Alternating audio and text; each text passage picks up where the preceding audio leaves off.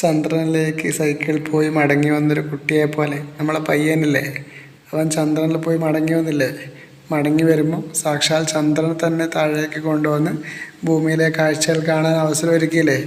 അതുപോലെ ആകാശയാത്ര നടത്തുന്ന ഒരു പട്ടോസിനെ കുറിച്ച് നമുക്ക് നോക്കാം. ഹലോ ഉറക്കെ പാടൂ. ഇതിലെ ആബിദക്കുട്ടിയും പട്ടോസും എന്ന പട്ടവുമാണ് കഥയിലെ കേന്ദ്ര കഥാപാത്രങ്ങൾ. പട്ട എന്നത് നമ്മുടെ ആബിദക്കുട്ടിയുടെ മനസ്സ് തന്നെയാണ്. കൂടുതൽ കൂടുതൽ ദൂരേക്ക് ഉയരത്തിലേക്ക് പോകാൻ ആബിദക്കുട്ടി കൊതിക്കുന്നു. നൂൽ പൊട്ടിച്ച് നിയന്ത്രണമില്ലാതെ പറക്കാൻ ആഗ്രഹിക്കുന്നു. അതിനായി ശ്രമിക്കുന്നു. അതോടൊപ്പം ദൂരേക്ക് പോകുമ്പോഴും തിരിച്ച് തൻ്റെ വീട്ടിലേക്ക് എത്താൻ കൊതിക്കുന്ന മനസ്സ്. അതാണ് ഈ കഥയുടെ കേന്ദ്ര ആശയം. ഓക്കെ, ഈ കുഞ്ഞു മനസ്സിൻ്റെ രണ്ട് ഭാവങ്ങളെയും ആവിഷ്കരിക്കുന്ന ഒരു സാങ്കല്പിക കഥയാണ് ഹലോ ഉറക്കെ പാടൂ. നമുക്ക് കഥയിലേക്ക് പോകാം. ഹിയട ഹിയാ, ഹായ്, എന്തു രസം ഇങ്ങനെ പറക്കാൻ. ഹോ, അപ്പോഴേക്കും ദേ തുടങ്ങി പിടിച്ചു വലിക്കാൻ. ആദ്യമായി പറക്കുകയാണ് പട്ടോസ്. ഈ പിടിവലി അവനൊട്ടും പിടിക്കുന്നില്ല. അതിൻ്റെ നീരസം അവൻ്റെ മനസ്സിൽ പതഞ്ഞു പൊങ്ങി. നന്നായിട്ടൊന്ന് പറക്കാനും സമ്മതിക്കില്ലേ? കഷ്ടം തന്നെ. നമ്മളെ പട്ടോസും ആബിദക്കുട്ടിയും തമ്മിലൊരു സംഭാഷണമല്ലേ. പട്ടോസിന് അങ്ങ് ദൂരെ ആകാശത്തിൽ പോയി പല കാഴ്ചകൾ കാണാനും നക്ഷത്രങ്ങളുടെ ഇടയിലൂടെ പറക്കാനൊക്കെ ആഗ്രഹമുണ്ട്. എന്നാൽ നമ്മുടെ ആബിദക്കുട്ടി പട്ടോസിനെ ആ കയർ ഉപയോഗിച്ച് പിടിച്ചു വലിക്കുകയാണല്ലേ. ആബിദക്കുട്ടിക്ക് പേടിയാണല്ലേ. അതിലുപരി പട്ടോസിന് നല്ല ഇഷ്ടമാണ്. അതുകൊണ്ടാണ് പട്ടോസിൻ്റെ സുരക്ഷയെ കരുതി അവനൊന്നും സംഭവിക്കാതിരിക്കാൻ വേണ്ടി ശ്രമിക്കുന്നത്. 15-ാമത്തെ പേജിലെ ആ ചിത്രത്തിൽ തന്നെ എല്ലാം പറഞ്ഞിട്ടുണ്ടല്ലേ. ആബിദക്കുട്ടിയുടെ വീടും മരങ്ങളും പട്ടോസും. ആബിദക്കുട്ടിയുടെ മുഖത്തേക്ക് നോക്കൂ. പട്ടോസ് ദൂരേക്ക് പോകുമ്പോൾ ആബിദക്കുട്ടിക്ക് പേടിയേറുകയാണ്. ഓക്കെ, ഇനി അടുത്ത പേജ് 16-ാമത്തെ പേജ് എടുക്കൂ. ചിത്രത്തിൽ എന്തൊക്കെയാണ് കാണുന്നത്? മരങ്ങളും അങ്ങ് ദൂരെ ആകാശവും. ആകാശത്തിനും കിളികൾക്കും അരികിലായി നമ്മൾ പട്ടോസും കാണുന്നുണ്ടല്ലേ. നമുക്ക് നോക്കാം. അവൻ താഴേക്ക് നോക്കി. ആരാണ്? പട്ടോസ് അല്ലേ. അതാ ദൂരെ അങ്ങ് താഴെ ഒരു പൊട്ടുപോലെ പട്ടോസ് സൂക്ഷിച്ചു നോക്കി. ദേ ആബിദക്കുട്ടി. ഹോ, അവളുടെ ഒരു കാര്യം. ആബിദ, അവളാണ് പട്ടോസിനെ ഉണ്ടാക്കിയത്. കത്രികയെടുത്ത് വർണ്ണക്കടലാസുകൾ മുറിക്കുമ്പോൾ അവൾ പറയുന്നുണ്ടായിരുന്നു, പട്ടൂസേ, ഇത്താത്തയുടെ മുത്തല്ലേ, കരയല്ലേ, ഒട്ടും വേദനിപ്പിക്കില്ല. പച്ചീർക്കിൽ വളച്ച് ഒട്ടിക്കുമ്പോഴും അവൾ പറഞ്ഞു, കരയല്ലേ. പശ തേച്ച് ചിറകുകൾ ഒട്ടിച്ചു ചേർക്കുമ്പോൾ അവന് വല്ലാതെ ഇക്കിളിയായി.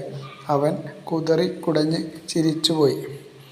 ഇത് നമ്മളെ പട്ടോസിന് ആബിദക്കുട്ടിയോടും ആബിദക്കുട്ടിക്ക് പട്ടോസിനോടുള്ള സ്നേഹമാണ് ഇതിവിടെ പറയുന്നത്. അതായത് ഈ ആബിദക്കുട്ടിയുടെ മനസ്സാണ് പട്ടോസ്, അത് മറക്കല്ലേ. എന്നിരുന്നാലും കഥ പറഞ്ഞു പോകുമ്പോൾ ഈ പട്ടോസിനോട് ആബിദക്കുട്ടിക്കുള്ള സ്നേഹമാണ് ഇവിടെ പറയുന്നത്. ഓക്കെ, അത്ര സൂക്ഷ്മമായി നിർമ്മിച്ചു. ഓക്കെ, 17-ാമത്തെ പേജിലെ ആബിദക്കുട്ടിയുടെ ഭയമാർന്ന മുഖം നമുക്ക് കാണാമല്ലേ. തൊട്ടരികിൽ വീടും ഉണ്ടല്ലേ. നോക്കാം. പട്ടൂസേ, വല്ലാതെ മുകളിലേക്കൊന്നും പോകല്ലേ, കാറ്റടിച്ച് ജലദോഷം പിടിക്കും. രാത്രിയാവുമ്പോൾ വേഗം താഴേക്ക് വരണേ. അവൾ പട്ടൂസിനെ സാവധാനം പറത്തി തുടങ്ങി. ആകാശത്തെത്തിയപ്പോൾ കഥയാകെ മാറി. മാനത്തിനുണ്ടോ വല്ല അതിരും വരമ്പും? നീണ്ടു പരന്നങ്ങനെ കിടക്കുകയല്ലേ. പരന്നു രസിച്ചും കളിച്ചു ചിരിച്ചും നേരം പോയത് അവനറിഞ്ഞതേയില്ല. കളിയുടെ ഹരത്തിൽ താഴെയുള്ള ആബിദക്കുട്ടിയുടെ കാര്യം തന്നെ അവൻ മറന്ന മട്ടുണ്ട്. പരുന്തിനെ തോൽപ്പിക്കാനുള്ള പന്തയ പറക്കലിൻ്റെ ആവേശത്തിലാണ് പട്ടൂസ്. നിം നിം നിം നിം നിം നൂൽഫോൺ അടിച്ചു. അതെടുത്ത് ചെവിയിൽ ചേർത്തു അവൻ. നമ്മളെ പട്ടൂസ് മുകളിലോട്ട് പോകുമ്പം ഒരു പട്ടമാണെന്നറിയാമല്ലോ. എന്നിട്ടും കാറ്റടിച്ച് ജലദോഷം പിടിക്കും. അവിടെ ആബിദക്കുട്ടിക്ക് പട്ടോസിനോടുള്ള അടങ്ങാത്ത സ്നേഹമാണ് പറയുന്നല്ലേ. വേഗം വരണം. എന്നാൽ ആകാശത്തെത്തിയിട്ട് അവിടെ കളിക്കാനുള്ള ഹരത്തിലാണ്, ആവേശത്തിലാണ് നമ്മൾ പട്ടൂസ്. ഓക്കെ, 18-ാമത്തെ പേജിലെ ചിത്രങ്ങൾ നോക്കിയാൽ സന്തോഷിച്ച് ഉല്ലസിച്ച് അർമാദിച്ച് ആകാശത്തിൽ ഒഴുകി നടക്കുന്ന പട്ടൂസിനെ നമുക്ക് കാണാമല്ലേ. അതുപോലെ ആകാശം ഇരുണ്ട് ആകെ ഒരു ആകാശം നമുക്ക് കാണാം. ഓക്കെ, നമുക്കത് വായിക്കാം. പരിഭ്രമം കലർന്ന സ്വരം. അങ്ങേ തലയ്ക്കൽ ആബിദയാണ്. ഹലോ പട്ടൂസേ, കേൾക്കുന്നില്ലേ? Hello hello. ആ കേൾക്കാമെത്താത്ത. പറക്കുന്നതിനിടയിൽ അവൻ വിളിച്ചു പറഞ്ഞു. നീ ഇതെവിടെയാ? ഇരുട്ടാവുന്നത് കാണുന്നില്ലേ? വേഗം താഴോട്ട് വാ. അവളുടെ ശബ്ദം ഇടറി.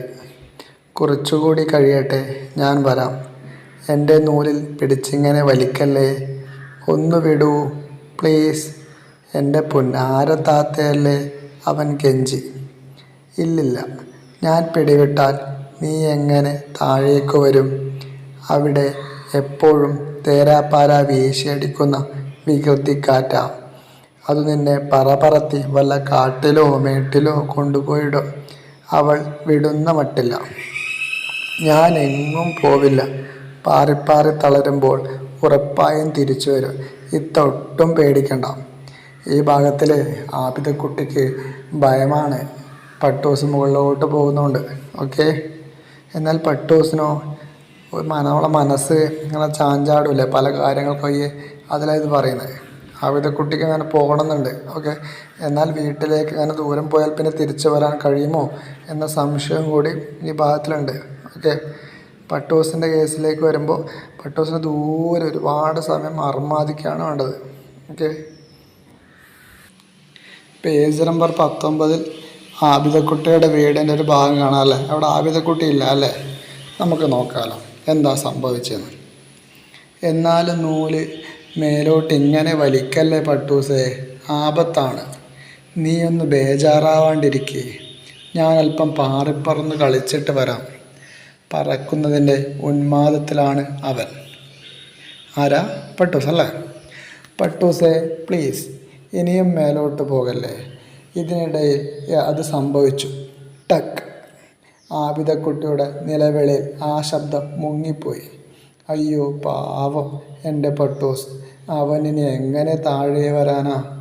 നൂല് പൊട്ടിയതോടെ പട്ടൂസ് എങ്ങോട്ടെന്നില്ലാതെ പറന്നു പൊങ്ങി. ഹായ്, നല്ല രസം. ഇപ്പോഴിവന് അമ്പിളിയെ കൈനീട്ടി തൊടാം. നക്ഷത്രങ്ങളോടൊപ്പം ഒളിച്ചു കളിക്കാം. അതിനിടയിൽ പട്ടൂസ് താഴേക്കൊന്നു നോക്കി. കൂരാക്കൂരിരുട്ട്. അവൻ പേടിച്ചു വിറച്ചു. അയ്യോ ഇത്ത. ഹലോ പട്ടൂസ്. നൂൽഫോൺ എടുത്ത് വിളിച്ചു. ഈ റൂട്ടിലേക്കുള്ള എല്ലാ ലൈനുകളും ഇപ്പോൾ തകരാറിലാണ്. കുറച്ചു കഴിഞ്ഞ് വീണ്ടും ശ്രമിക്കൂ. അയ്യോ, ഇനി എന്തു ചെയ്യും? അവന് കരച്ചിലടക്കാനായില്ല. എന്തിനാ മോനെ കരയുന്നത്? അമ്പിളി മാമൻ ചേർത്ത് പിടിച്ചു ചോദിച്ചു. എനിക്കിത്തയെ കാണണം. പട്ടൂസിന് മുകളിലോട്ട് പോകണമെന്നായിരുന്നല്ലോ ആഗ്രഹം. നൂല് പൊട്ടിയതോടെ പട്ടൂസിന് എങ്ങോട്ടെന്നില്ലാതെ പോകാൻ വേണ്ടി സാധിച്ചു. എന്നാൽ കഥയുടെ ആദ്യം പറഞ്ഞതുപോലെ ആബിദക്കുട്ടിയുടെ മനസ്സാണ് പട്ടൂസ് എന്ന പട്ടം. ആ പട്ടത്തിന് ആബിദക്കുട്ടിയുടെ മനസ്സിന് തിരിച്ചെത്തണം. എവിടെ പോയാലും എത്താൻ കഴിയാത്തതാണ് ഈ നൂല് പൊട്ടുന്നതിലൂടെ സംഭവിക്കുന്നത്. ഓക്കെ, അതുപോലെ പട്ടൂസിന് പേടിയായി. എങ്ങനെയാണ് അവിടെ എത്തും, എങ്ങനെ വീട്ടിൽ ആബിദക്കുട്ടിയുടെ അടുത്ത് തിരിച്ചെത്തും എന്ന ഭയം ഏറിയല്ലേ. അപ്പോഴാണ് അവസാന ഭാഗത്ത് അമ്പിളി മാമനെ കണ്ടത്. അത് വലിയൊരു പ്രതീക്ഷയായി. ഈ നൂൽഫോൺ എന്താ? ഈ നൂലല്ലേ, അതായത് ആബിദക്കുട്ടിയും പട്ടവും തമ്മിൽ ബന്ധിപ്പിച്ച ആ നൂലില്ല മക്കളെ, ആ നൂലാണ് നൂൽഫോണായിട്ട് അവർ സംസാരിക്കാൻ വേണ്ടി പറയുന്നത്. അത് മുമ്പ് അകലൊരു നൂലിൻ്റെ രണ്ടറ്റത്തായിട്ട് ഒരു തീപ്പെട്ടൊക്കെ കെട്ടിടം സംസാരിക്കാറില്ലേ. അതൊക്കെ ഈ കഥയുടെ നല്ല ഒഴുക്കിനാണ് വേണ്ടി കഥാകൃത്ത് ആക്കിയതാണ് കേട്ടോ. അടുത്ത പേജിൽ, അതായത് 20ാമത്തെ പേജിൽ നമ്മൾ അമ്പിളിയമ്മാവൻ കരഞ്ഞ് നിൽക്കുന്ന പട്ടൂസിനെ ചേർത്ത് പിടിച്ചത് കാണാം അല്ലേ. നമുക്ക് ആ പേജൊന്ന് വായിച്ചു നോക്കാമല്ലോ. എവിടെയാ അവളുടെ വീട്? അമ്പിളിമാവൻ ചോദിച്ചു പട്ടൂസിനോട്. അത് ആബിദക്കുട്ടിയെ കാണണമെന്ന് പറഞ്ഞില്ലേ, അപ്പോൾ ചോദിച്ചു എവിടെയാ അവളുടെ വീട്? അമ്പിളിമാവൻ അവൻ്റെ കണ്ണീർ തുടച്ചുകൊണ്ട് ചോദിച്ചു. എനിക്കറിയില്ല. തേങ്ങലിൽ അവൻ്റെ ശബ്ദം മുറിഞ്ഞു പോയിരുന്നു. അറിയില്ലേ? ഇനിയിപ്പോൾ എന്തു ചെയ്യാനാ? അമ്പിളി മാമൻ താടി ഉഴഞ്ഞുകൊണ്ട് അല്പനേരം ചിന്തയിലാണ്ടു. പിന്നെ ഒരൊറ്റ ഫോൺ വിളിയാണ്. ഹലോ, മേടക്കാറ്റല്ലേ? ഒരു സഹായം വേണമല്ലോ. എന്താ വേണ്ടത്? പറയൂ. മൂളിപ്പാട്ടു നിർത്തി മേടക്കാറ്റ് ചോദിച്ചു. ഈ പട്ടൂസിനെ ആബിദക്കുട്ടിയുടെ അടുത്തെത്തിക്കണം. വേഗം വേണം. അമ്പിളിമാമൻ്റെ സ്വരത്തിൽ വാത്സല്യം അലതല്ലുന്നുണ്ടായിരുന്നു. അതിന് എവിടെയാ ആബിദക്കുട്ടിയുടെ വീട്? ഷെടാ, ഇതാണിപ്പോൾ നന്നായത്. നീയല്ലേ എല്ലായിടത്തും മൂളിപ്പാട്ട് പാടി കയറിയിറങ്ങാറുള്ളത്. നിനക്കറിയില്ലേ അവളുടെ വീട്? ഒന്നോർത്തു നോക്ക്. എന്തോ പിടികിട്ടിയ പോലെ മേടക്കാറ്റ് പട്ടൂസിനെ വാരിയെടുത്തു. അവനെ തോളത്തിരുത്തി സാവകാശം താഴോട്ട് പറന്നുപോയി. കുളിരേറ്റത് കൊണ്ടാവും പട്ടൂസ് ആശ്വാസം തോന്നി. മേടക്കാറ്റിൻ്റെ കാതിൽ അവനൊരു സ്വകാര്യം ചോദിച്ചു. ഈ ഭാഗത്ത് എന്താ പറയുന്നത്? ഈ ഭാഗത്ത് നമ്മൾ അമ്പിളി മാമൻ പട്ടൂസിനെ ചേർത്ത് പിടിച്ചല്ലേ. അപ്പോൾ പട്ടൂസിന് ആബിദക്കുട്ടിയുടെ അടുത്തെത്തണം. ആബിദക്കുട്ടിയുടെ വീട് എവിടെയാണെന്നറിയില്ല. അവിടെ മേടക്കാറ്റ്, കാറ്റ് എല്ലായിടത്തും സർവ്വവ്യാപിയാണല്ലോ അല്ലേ, എല്ലായിടത്തും എത്തുന്ന ആളല്ലേ. അതുകൊണ്ടാണ് കാറ്റിനെ വിളിച്ചത്. 21ാമത്തെ പേജിൽ മേടക്കാറ്റിനെ കണ്ടോ? പട്ടൂസിനെ കണ്ടോ? മേടക്കാറ്റിൻ്റെ കൂടെ പട്ടൂസ് എങ്ങോട്ടായിരിക്കും പോകുന്നത്? നോക്കാം. എനിക്കൊരു പാട്ട് പാടിത്തരാമോ? പട്ടൂസ് ചോദിച്ചല്ലേ. പിന്നെന്താ? മേടക്കാറ്റ് പതിയെ ഒരു പാട്ട് മൂളി. ഒരു മണ്ണിൽ ജനിച്ചു നാം, ഒരു മഞ്ഞു പുതച്ചു നാം, ഒരു വെയിലു നുണഞ്ഞു നാം, ഒരു ഗാനം മൂളി നാം. പല വേഷം പല ഭാഷ പല നാടുകളെന്നാലും ഒരു നൂലിൽ ചാഞ്ചാടും പല വർണ്ണപ്പട്ടങ്ങൾ. മധുരമൂറുന്ന പാട്ട്, മഞ്ഞിൻ്റെ നനവ്, കാറ്റിൻ്റെ കുളിര്. പട്ടൂസ് പതിയെ ഉറക്കത്തിലേക്ക് വഴുതി വീണു. മേടക്കാറ്റ് ആബിദക്കുട്ടിയുടെ വീട്ടിലെ ജനാലയിലൂടെ സാവധാനം അകത്ത് കടന്നു. ഇതിലെന്താ പറയുന്നത്? നമ്മുടെ ഈ യാത്രയിലെ മേഘം ദൂരെ ആകാശത്ത് നിന്ന് താഴെ ഭൂമിയിൽ നമ്മൾ ആബിദക്കുട്ടിയുടെ വീട്ടിലേക്ക് പോവുകയാണ്. ആരെ കൂട്ടിക്കൊണ്ട് പോകുന്നത്? മേടക്കാറ്റല്ലേ. അങ്ങനെ മേടക്കാറ്റ് ഇങ്ങനെ ദൂരത്ത് നിന്ന് യാത്ര ചെയ്യുമ്പോൾ പട്ടൂസ് പറഞ്ഞു ഒരു പാട്ട് പാടിത്തരുമോ? അപ്പോൾ അതായത് ഒരു മണ്ണിൽ ജനിച്ചു നാം, ഒരു മഞ്ഞു പുതച്ചു നാം, ഒരു വെയിൽ നുണഞ്ഞു നാം, ഒരു ഗാനം മൂളി നാം. എല്ലാം ഒന്നായിട്ടുള്ള ഒരു ഗാനം പാടിയല്ലേ. ഇങ്ങനെ നമ്മളെ ഇന്ത്യയിൽ നമ്മൾ ഇന്ത്യ എന്ന മണ്ണിലല്ല നമ്മളെല്ലാം ജീവിക്കുന്നത് അല്ലേ. നമ്മളെല്ലാവരും ഒരേ വായു ശ്വസിക്കുന്നത്, ഒരേ മഴ കൊള്ളുന്നു അല്ലേ, ഒരേ വെയിൽ നനയുന്നു, ഒരേ വെയിൽ കായുന്നു അല്ലേ, ഒരേ ഗാനം മൂളുന്നു. ഓക്കെ, ഒരേ ഗാനം മൂളി നാം എന്നാണ് പറയുന്നത്. ഓക്കെ, പിന്നെ പല ഭാഷകളുണ്ട് അല്ലേ, പല ഭാഷകളിലല്ലേ. നമ്മളെ ഇവിടെ തന്നെ ഇന്ത്യയിൽ തന്നെ പിന്നെ പല ഭാഷയുണ്ട്, പല വേഷവുമില്ലേ. പല നാടുകളെന്നാൽ അത് പല നാടുകളായിട്ടുണ്ടെങ്കിലും നമ്മൾ എല്ലാം ഇന്ത്യ എന്ന ഒരു നൂലിൽ ചാഞ്ചാടും അല്ല, പല വർണ്ണങ്ങളുള്ള ആൾക്കാരാണെന്ന്, പല വർണ്ണ പട്ടങ്ങളാണെന്നാണ് പറയുന്നത്. ഓക്കെ, ഞാൻ ഇന്ത്യ എന്നൊരു എക്സാമ്പിളായിട്ട് മക്കൾക്ക് എടുത്ത് പറഞ്ഞതാണ്. നമ്മൾ ഈ ഭൂമിയിൽ മനുഷ്യർ അല്ലെങ്കിൽ ജീവികൾ അങ്ങനെ വലിയ തരത്തിലേക്ക് നമുക്കിതിനെ ചിന്തിക്കാം. ഓക്കെ, മനുഷ്യൻ്റെ മനസ്സ് ഓക്കെ, ആ ഒരു ലെവലെല്ലാം ഇതെത്തും. അവസാന ഭാഗം 22ാമത്തെ പേജിൽ നമുക്ക് ആബിദക്കുട്ടിയുടെ കിടക്കുന്നതാണ് അല്ലേ.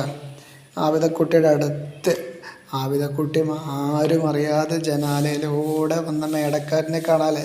മേടക്കാറ്റിൻ്റെ കയ്യിൽ ഉറങ്ങിപ്പോയ നമ്മളെ പട്ടൂസിനെ കാണാം അല്ലേ. നമുക്ക് നോക്കാമല്ലോ എന്താ സംഭവിച്ചതെന്ന്. നീല വിരിപ്പിട്ട പായയിൽ ഉറങ്ങുന്ന അവളുടെ അടുത്ത് പട്ടൂസിനെ പതുക്കെ കിടത്തി. ആരാ കിടത്തിയേ? മേടക്കാറ്റല്ലേ. രണ്ടുപേരുടെയും കവിളിൽ ഉമ്മ കൊടുത്ത് മേടക്കാറ്റ് തിരികെ പറന്നു. പൂത്തു നിൽക്കുന്ന കൊന്നമരത്തിൻ്റെ മുകളിലൂടെ വർണ്ണപ്പട്ടങ്ങൾ പറക്കുന്നത് സ്വപ്നം കണ്ടു പട്ടൂസും ആബിദക്കുട്ടിയും. അതായത് ഇവർ രണ്ടാൾ സ്വപ്നം കാണുന്നത്. എന്താ സ്വപ്നം കണ്ടത്? പൂത്തു നിൽക്കുന്ന കൊന്നമരത്തിൻ്റെ മുകളിലൂടെ, നിങ്ങളെ മനസ്സിൽ വേണേ കൊന്നമരം, നല്ല മഞ്ഞ കൊന്നമരം, അതിന് മുകളിലൂടെ പല നിറത്തിലുള്ള ചുവപ്പും പച്ചയും കറുപ്പും വെള്ളയും അങ്ങനെ പല നിറത്തിലുള്ള പട്ടങ്ങൾ, വർണ്ണപ്പട്ടങ്ങൾ പറക്കുന്ന സ്വപ്നം കണ്ടു. ഒരു നൂലിൽ ചാഞ്ചാടും പലവർണ്ണ പട്ടങ്ങൾ.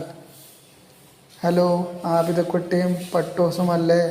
ഒന്ന് ഉറക്കെ പാടൂ, ഞാനും കേൾക്കട്ടെ. ആരാ വിളിച്ച്? അമ്പിളി മാമൻ്റെ ഫോൺ. ഓക്കെ, എല്ലാവർക്കും ഇഷ്ടപ്പെട്ടെന്ന് വിചാരിക്കുന്നു. എല്ലാവരും സബ്സ്ക്രൈബ് ചെയ്ത് ബെല്ലൈക്കണൊക്കെ അടിച്ച് പൊട്ടിക്കേട്ടാ. നമുക്കെപ്പം കാണാം.